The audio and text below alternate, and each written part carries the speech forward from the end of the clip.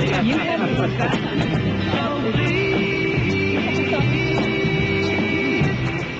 I just got a kiss from one of the most important influential guys in the world of cocktails. I'm Jennifer English, and you are here live at 2009 Tales of the Cocktails. We're here in the historic Monteleone Hotel at the venerable Carousel Bar with the one and only Tony Abuganim.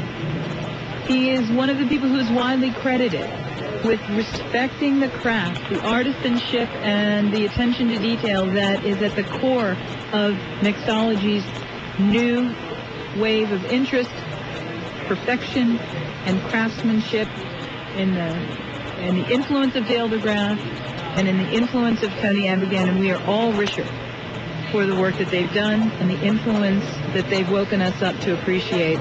It is an honor to have you back on the Food Wine Radio Network, Tony Abuganim. Oh, Jennifer, thank you so much, and so great to see you. And it's been an amazing 5 days here in New Orleans. It's just been fabulous. This is my fifth Tales. I didn't come to the first two, but it's grown from a small gathering of like-minded individuals to just this international celebration of what we do as bartenders and both sides of the stick. People who have a great appreciation for cocktails and the art and history and heritage of the bartender. And a celebration is the only fitting word I can come up with, because we have celebrated this cocktail with its great history, and it's wonderful, wonderful, and I feel so blessed and proud to be part of this industry.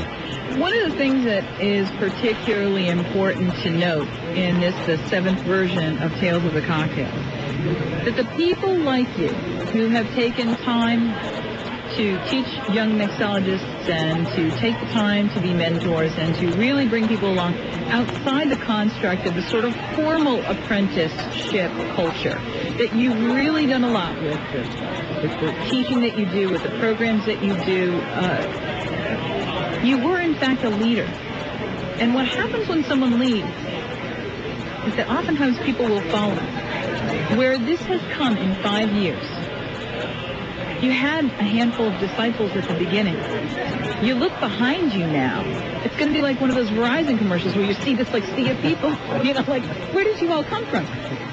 Talk a little bit about how surprising it is to you to turn around now and see thousands and thousands of people who are following in your footsteps, leading in this path where you follow.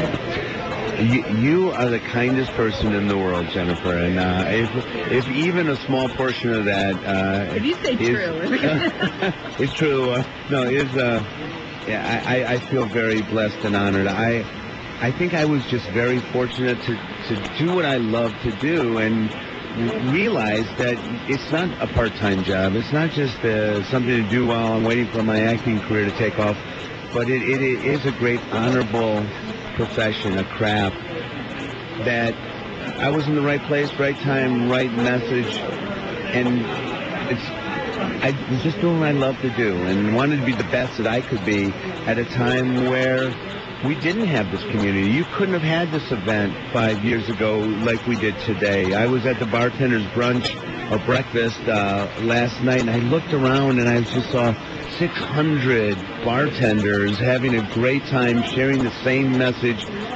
And I had kind of pinched myself, because I was like, wow.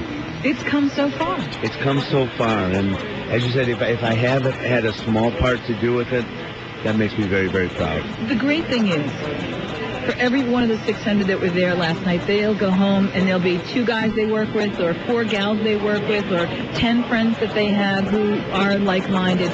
And that is how it has grown so fast. This event grows exponentially because people are so enthusiastic. It is such an awakening. Help me, in the 2 minutes that we have left, describe what it is about a fresh squeezed juice, which is your mantra, well-crafted cocktail that is like an eye-opening experience. Talk about what happens when someone discovers this world that's your world. Well, that's so true, Jennifer, because for the longest time there wasn't that point of reference. What people knew of, say, the margarita was that fluorescent green, artificial, frozen thing coming out of a machine, and that's what they associated with a margarita. And when someone has an opportunity to have a drink such as a margarita that's made by a bartender that puts love into that drink and squeezes the juices fresh and uses premium 100% agave tequila, they're like, wow, this is a totally different animal here. This is really a yummy drink. And the point of reference now has changed.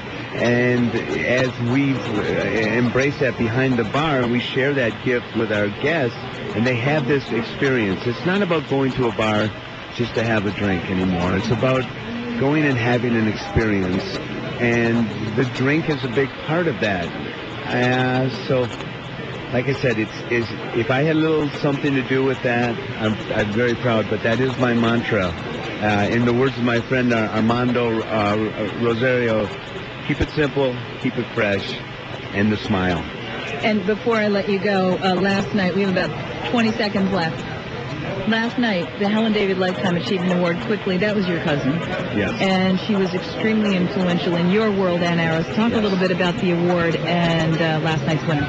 Well, Helen put the cocktail shaker in my hand in 1980 and opened the Braswell Bar in 1937. For a woman, 3 years after repeal of Prohibition and the Depression, she is my greatest inspiration. I miss her dearly, and the Tales of the Cocktail has honored her with the Helen David Lifetime Achievement Award, which last year went to Dale DeGroff, and this year we honored Peter Dorelli for his great commitments to our industry. Tony, you're coming to Tucson, Arizona. We should let everybody know as part of the Tucson Culinary Festival, you're going to be one of the judges again for the World Margarita Championships. And I'm thinking you and I should do a cocktail discovery seminar where we can introduce people to a really great drink and let it change their lives the way it has changed every single person that's come to this event and everyone that's ever sat at your bar, because not everyone had the chance. Maybe that's what we should do, is we should do the Johnny Appleseed thing. You and I would love to. That would be fabulous. The Johnny Appleseed it is. Okay. All right. And my friend Lauren Godin, as we wrap up here, we've got a very short amount of time in which to thank you for coming and being on with us today as my co-host. And this is not going to be the last time you hear from the Cocktail Sisters. Excellent. I'm so happy to know that. We're going to shake things up as always, because I'm a little bit on the rocks, and you're definitely. Intelligent Talk 24/7.